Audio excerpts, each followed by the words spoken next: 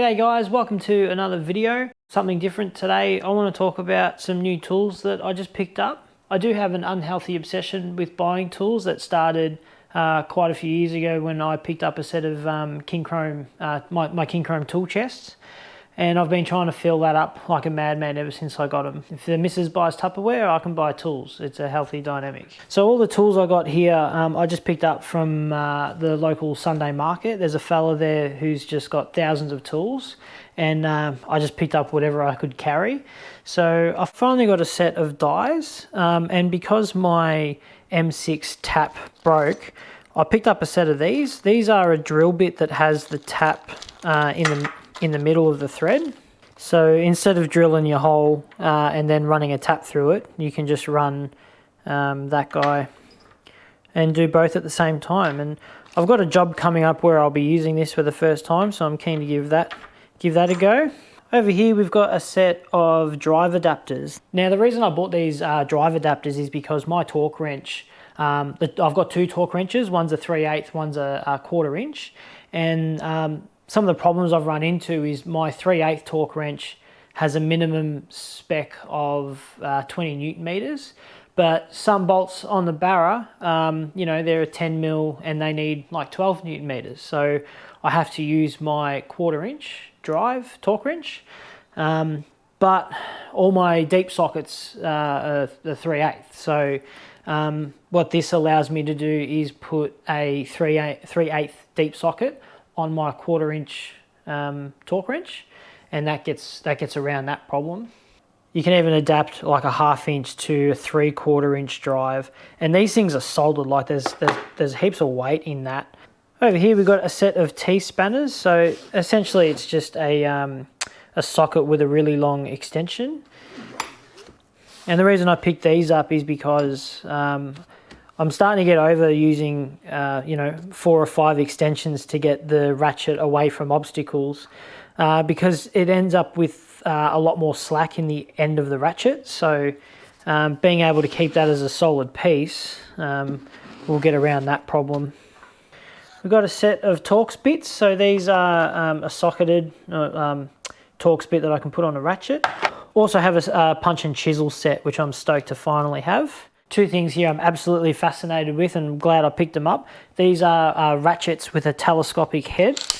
So if you just need a little bit extra leverage rather than going to get a breaker bar or something, you can just extend the handle like that. I've never seen that before. I reckon that's fantastic. So I got a 1/2 inch and a 3/8 as well. So bloody ripper. I reckon that's such a cool idea. Another thing I recently picked up is a jump starter pack. I've been wanting a jump pack for a while now, and I used to have one years ago. It was one of those big sort of bulky ones. You know, technology's come a long way since I've owned one of those. So when I went to pick one up, I was quite surprised to see just how small they are. This is a tiny little brick, and I'm very surprised it actually has the juice to kickstart my car. But that's not all. I mean, these things are packed with so many features. As well as being a jump starter, you can charge your phone, your GoPro, you can power laptops. It's got a built-in torch. This thing has got me out of trouble so many times in the last few weeks, and I'd bring it everywhere with me, even just to charge my phone at, like, you know, long days, big events, things like that. Absolutely stoked to finally have a jump pack, and one with so many features in it. It's incredible. Also picked up a Ozito 125mm angle grinder. The angle grinder that I have now is a powered one. You have to like plug it in, and it's kind of annoying constantly being tethered to something.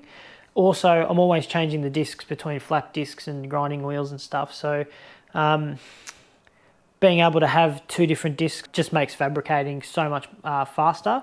And I also picked up another battery because I've only got 2, and I always seem to be using 2 powered tools at the same time. So I can now have one on the charger, and if one goes flat, I don't lose a tool. I can just I can always have one on the charger while I'm using 2 tools.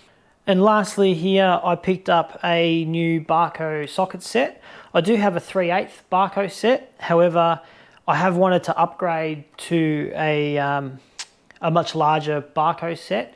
So you've probably noticed in my videos that I have a TTI socket set, which I bloody love. I've had that set for a really long time. but the sockets in that set are 12 point. I've had problems with them stripping bolts. Getting nuts jammed in the socket is a big one, and it wastes a lot of time having to, you know, try and smash out the nut.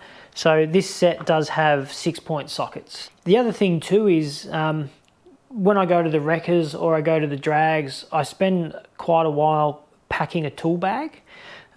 This set here has pretty much everything I need in it.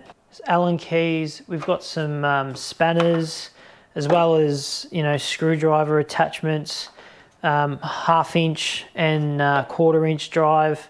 So if I'm in a hurry and I just need to quickly duck down to the wreckers, I can just pick this up and I've got almost everything I need. Well, that's going to bring this video to an end. Something a little bit different today. I absolutely love buying tools and using different tools. Super keen to start working on my car with some of these new things. If you liked the video, subscribe, like, jump in the comments. Let me know what some of your favorite tools are and what you like here. And I'll see you guys in the next video. Cheers. See you later. Goodbye.